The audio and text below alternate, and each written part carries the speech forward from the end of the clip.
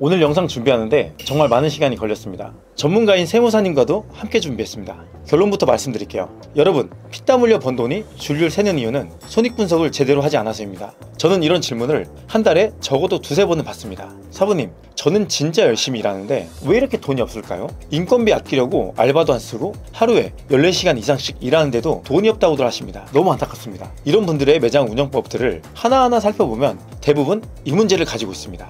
바로 열심히 안 해서 돈이 안 남는 게 아니라 돈이 어딘가로 새고 있어서 안 남는 겁니다. 그런데 왜 새는지 이유는 모르겠고 매출 떨어질까봐 불안하니까 그냥 더 열심히만 일하는 분들이 정말 많습니다. 이게 현실입니다.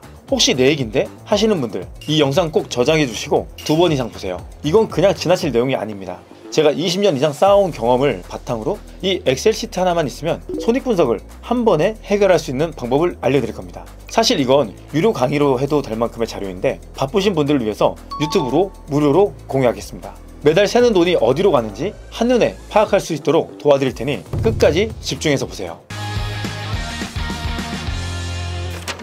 보통 사장님들이 손익분석을 하면서 자주 실수하는 건 어떤 게 있나요? 첫 번째로 세금을 생각하지 않는 거 있고요. 세금 같은 경우는 부가세 생각하셔야 하고요. 그리고 나중에 종소세까지 생각하셔야 합니다. 두 번째는 내가 투자했을 때 감가상각에 대해서 생각하지 않습니다. 그리고 세 번째는 퇴직금에 대한 것들을 준비하지 않는데요. 이 세 가지를 놓치다 보니까 눈앞에 보이는 것만 수익으로 생각했다가 결국은 엄청나게 비용이 나가게 됩니다. 혹시 감가상각이 어떤 것들이 있는지 좀 설명해 줄 수 있나요? 감가상각은 간단해요. 매장을 열 때 인테리어나 주방 집기나 설비나 여러 가지 투자를 하잖아요. 거기에 들어가는 모든 비용을 생각하시면 됩니다. 근데 사람들은 이걸 내가 투자했기 때문에 나중에 권리금 받고 빠진다 생각을 해요. 아니요, 그건 정말 큰 오산이에요. 권리금은 받을 수도 있고 못 받을 수도 있는 거예요. 그렇기 때문에 기본적으로 내가 투자한 비용은 5년 정도로, 5년이면 60개월이잖아요 60개월을 나눠서 감가 처리를 하셔야 합니다. 그럼 보통 그때그때 산 재료비 이런 것들만 빼고 손익이 남았다고 생각을 하는데, 사실 이렇게 이전에 투자했던 비용이나 이후에 계속 나가는 세금, 직원이 퇴직했을 때 나오는 비용까지 다 예상을 하고 있어야 실제로 남는 게 얼마인지 알 수 있다는 거죠. 그렇죠. 내가 눈앞에 돈을 벌었다 생각하고 막 쓰시는 분들이 있어요. 돈 보면요. 근데 이런 것들 다 준비를 해놔야 돼요. 근데 그런 걸 계산하지 않아요. 왜? 향후에 나갈 돈이기 때문에 당장 눈앞에 있는 돈이 다 내 돈이라 생각해요.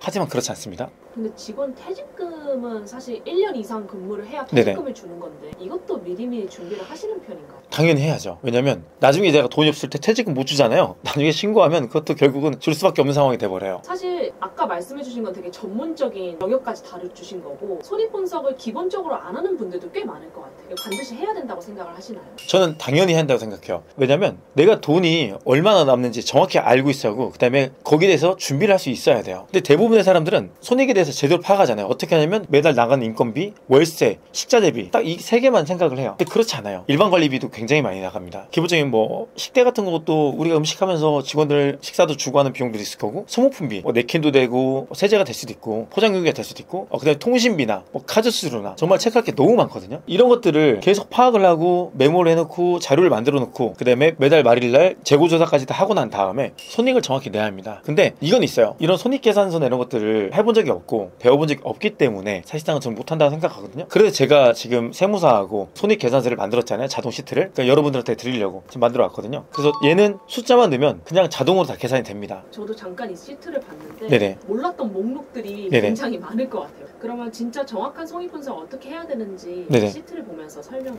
해주시면 됩니다. 이 시트는 절대적인 기준이 아니라 본인의 매출과 본인에 맞는 환경에 맞춰서 금액만 수정하면 됩니다. 지금 현재 하는 거는 홀매장 기준입니다. 자, 기본적으로 매출 합계가 있는데, 매출은 카드 매출하고 현금 매출이 있어요. 예전에는 현금 매출이 한 10% 20%까지 들어왔는데 요즘은 제가 이게 세무사하고 준비하다 보니 현금 매출이 1% 정도밖에 안 나온다 하더라고요. 1%에서 0.5% 정도요. 그럼 결국은 뭐냐, 카드 매출이면 카드 수수료가 또 많이 나간다는 얘기예요. 그리고 재료원가는 35% 정도 잡았고요. 그러다 보면 4천에서 1,400만 원 빼면 2,600만 원이 남잖아요. 그리고 이제 인건비가 나갑니다. 인건비는 내가 직접 일한다는 기준 하에서 뽑았기 때문에 직원 인건비를 잡았습니다. 아니, 인건비에 지금 정직원, 파트타임, 퇴직금 4대5 이런 게 다 있네요. 이게 다 들어가줘야 돼요. 퇴직금 같은 경우는 나중에 1년 지났을 때는 줘야 하는데 1년 전에는 안 나갈 수도 있는 돈이잖아요. 근데 그럼에도 불구하고 준비는 해놓고 있어야 합니다. 파트타임 같은 경우는 기준이 옆에 2.5명 기준으로 계산이 된 거고, 이걸 본인에 맞게 이제 수정을 해야 돼요. 인건비는 최저시급이 9,860원이에요. 그리고 주휴수당은 주 15시간 이상 근무를 하게 했을 때 이제 다시 주휴수당을 주게 되는데,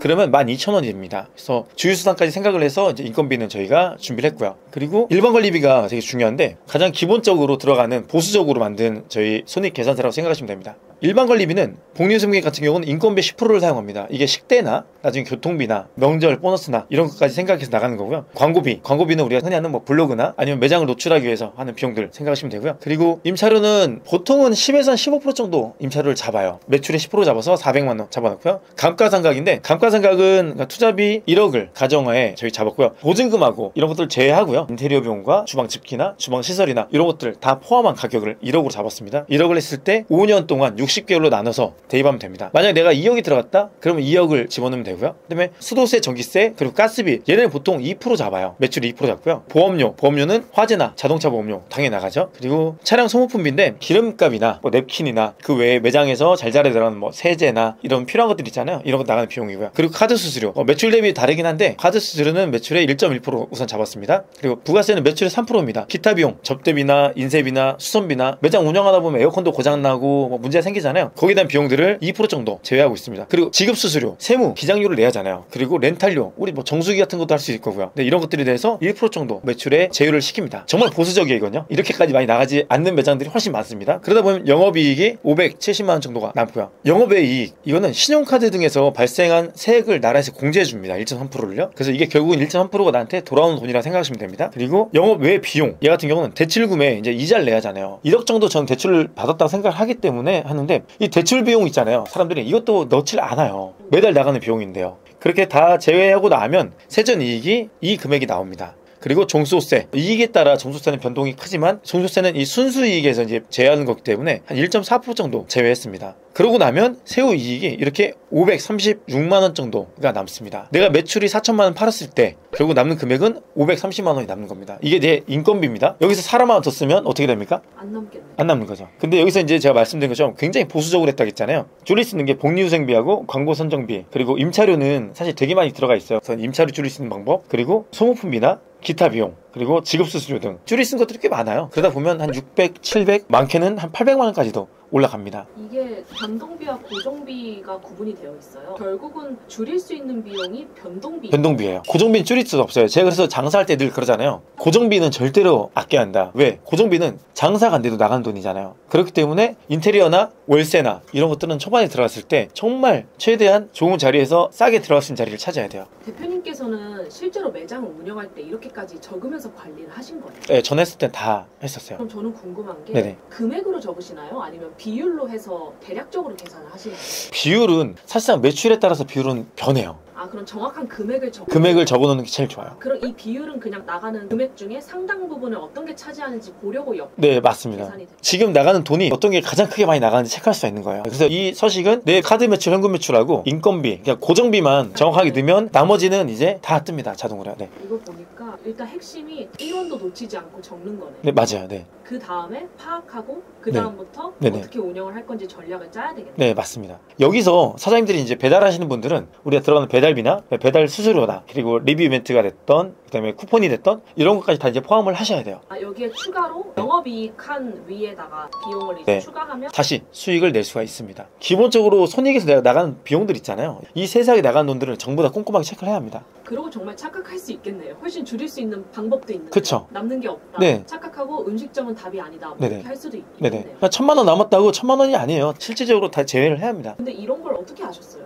이런 걸 교육해주는 곳이 따로 있나요? 저 프랜차이즈 본사 있을 때 이게 기본적으로 손익 분석을 다 했었어요, 매장들요. 네. 그래서 거기에 대한 자료를 갖고 있었고 그때 벌써 10년이 넘었기 때문에 최근에 이제 저희 세무사 분께 부탁을 해서 가장 대한민국의 평균을 맞춰가지고 이 비율대로 맞춰서 같이 짜서 보내준 겁니다. 임사부 샵인샵 사장님들한테도 제공드리나요? 이제 저희가 교육할 때 이런 것들이 이제 손익에 대해서 이제 알려드리거든요. 어떤 비용이 나가는지까지 다 알려드리는데 제가 이 손익 분석을 왜 이렇게 갖고 왔냐면요. 저희가 교육을 다니잖아요. 그렇게 많은 곳을 교육을 다녔는데도 불구하고 이 손익에 대해서 아시는 분들이 정말 0.1% 있을까 말까예요. 왜냐면 경험을 해보지 못했기 때문에요. 이런 것들요. 그리고 누구 하나 이렇게 알려준 사람이 없기 때문에요. 그렇기 때문에 이번에 그래서 저도 진짜 이분들을 위해서 한번 이 자료를 공유하면 얼마나 도움 될까 싶어서 사실 가져왔습니다. 오늘 이렇게 손익분석에 대해서 말해보았습니다. 제가 보여드린 이 자료는 저희 채널을 구독해주시고 유튜브 더보기란에 올라온 링크에 메일 주소를 남기고 이 영상에 댓글을 달아주신다면 무료로 보내드리겠습니다. 지난번에 장사운영 마인드 교육 영상을 무료로 보내드린다고 했었잖아요. 그런데 댓글에 메일을 적어달라고 하니까 댓글이 사라지더라고요. 그래서 이번에는 아래 링크에 메일 주소 남겨주시고 신청했다는 댓글 꼭 달아주시면 오늘 말씀드린 손익분석 자료 보내드리도록 하겠습니다. 이 자료가 여러분들에게 정말 도움이 됐으면 좋겠습니다. 감사합니다. 장상 인사부였습니다.